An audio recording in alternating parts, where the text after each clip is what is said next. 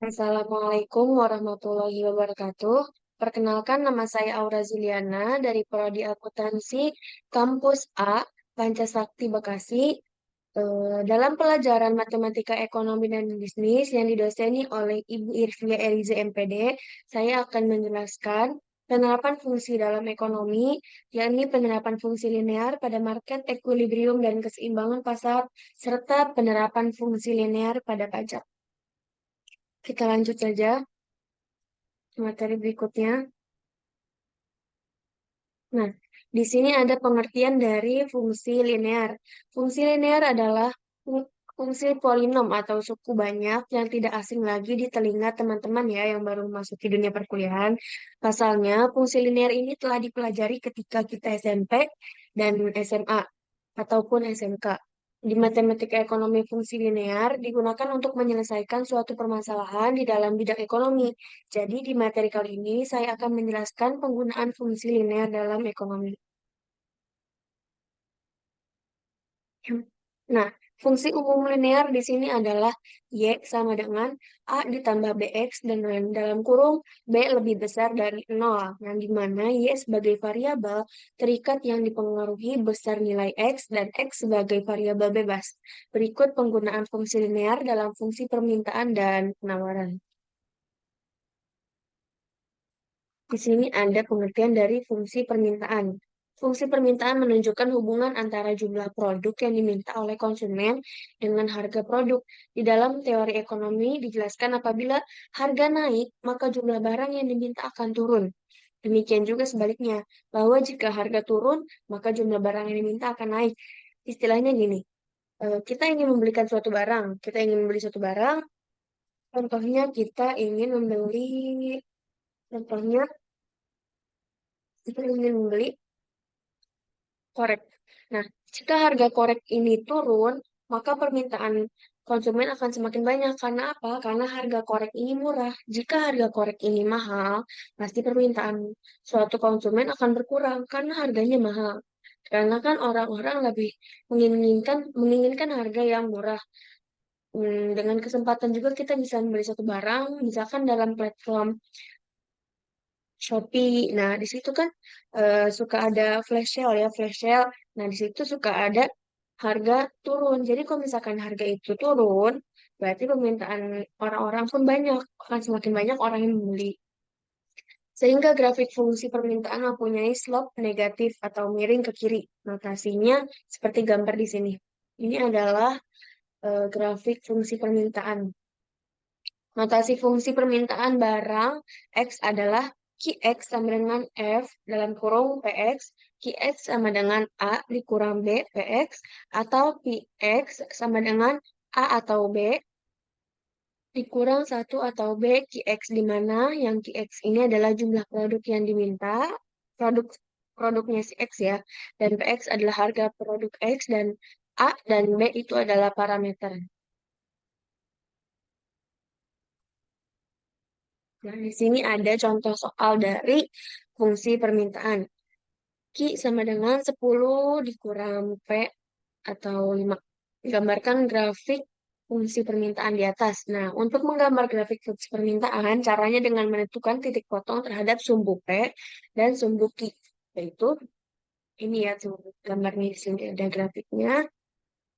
Di mana A memotong sumbu P, syaratnya Q sama dengan 0, maka 0 sama dengan 10 dikurang P atau 5, P atau 5 sama dengan 10, P sama dengan 10 dikali 5 sama dengan 50. Sumbu B. Sumbu B itu memotong sumbu Q, syaratnya P sama dengan 0. P sama dengan 0, ini P sama dengan 0, Q sama dengan 10 dikurang 0 atau 5, Q sama dengan 10. Menentukan persamaan fungsi permintaan. Di sini, pada saat harga apel Rp5.000 per kilogram, permintaan apel semakin banyak, sebanyak 1.000 kilo. Tetapi pada saat harga apel meningkat menjadi 7.000 per kilo, permintaan akan apel menurun menjadi 600 kilo saja. Bentuklah fungsi permintaannya. Penyelesaiannya dari nilai yang diketahui di soal ini untuk mencari fungsi permintaannya, maka digunakanlah suatu rumus persamaan garis melalui dua titik, yaitu dalam kurung Y kurang YL atau Y pangkat 2 dikurangi YL sama dengan dikurangi X1 atau X2 dikurangi X1. Nah, lanjut di sini dalam penerapan pada fungsi permintaan, maka rumusnya sudah tertera di sini. Kita bisa lihat bersama-sama. Nah, jika dari bentuk fungsi permintaan di atas akan diubah menjadi bentuk P sama dengan F dalam kurung Q, maka 0, min 0,2 P sama dengan 2000 atau Q atau P sama dengan min 10.000 atau 5 Q. Jadi diperoleh fungsi permintaan Q D sama dengan 2000 atau 0,2 P atau P sama dengan min 10.000 atau 5 Q. Fungsi penawaran menunjukkan hubungan antara jumlah produk yang ditawarkan oleh produsen atau dijual dengan harga produk. Di dalam teori ekonomi dijelaskan bahwa apabila harga naik, maka jumlah barang yang ditawarkan akan bertambah. Demikian juga sebaliknya. Jika harga turun, maka jumlah barang yang ditawarkan akan turun pula, sehingga grafik fungsi permintaan mempunyai slope positif miring ke kanan. Kalau fungsi permintaan tadi kan miring ke kiri, nah ini fungsi penawaran miring ke kanan.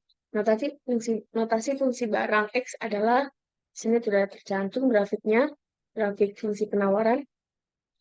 Qx sama dengan F dalam kurung PX, Qx sama dengan min A tambah B, PX atau PX sama dengan A atau B atau 1 atau B, X, di mana Qx ini adalah jumlah produk si X yang ditawarkan.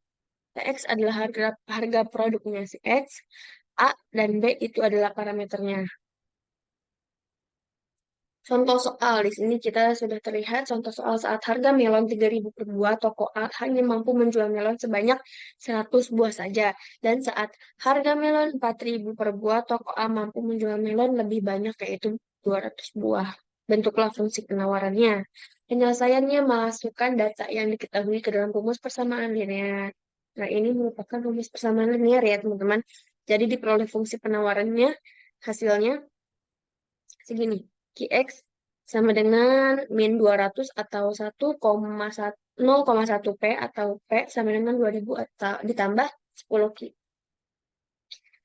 Yang ketiga ada keseimbangan pasar. Keseimbangan pasar terjadi jika QD sama dengan QS atau PD sama dengan PS. Keseimbangan harga terjadi jika harga yang ditawarkan produsen sama dengan harga yang diminta konsumen di pasar. Keseimbangan kuantitas terjadi jika jumlah produk yang ditawarkan produsen sama dengan jumlah produk yang diminta oleh konsumen. Contoh soalnya, permintaan ditunjukkan oleh fungsi. Dalam kurung QD sama dengan 100 dikurang 0,6 PD. Dan fungsi penawaran QS sama dengan min 20 ditambah 0,4 PS. Hitunglah keseimbangan dari pasar ini. Nah, ini merupakan penyelesaian dari fungsi keseimbangan pasar. Penyelesaiannya itu seperti ini. Nah, ini merupakan selanjutnya substitusikan P yang sudah diketahui ke salah satu fungsi. Ini dan ini maka terbukti keseimbangan terjadi P sama dengan 120 dan kuantitas Q sama dengan 28. Ini ya teman-teman. Nah, ini semua cara di atas dapat dipakai jika data yang dapat berbentuk fungsi permintaan dan penawaran setipe. Jadi kita bisa menggunakan fungsi-fungsi dari fungsi penawaran, fungsi keseimbangan pasar, fungsi dari permintaan juga. Mungkin cukup sekian dari saya. Terima kasih. Saya Aura Zliana dari Prodi Akuntansi Reguler Pagi dengan NIM 290235512. Wassalamualaikum warahmatullahi wabarakatuh.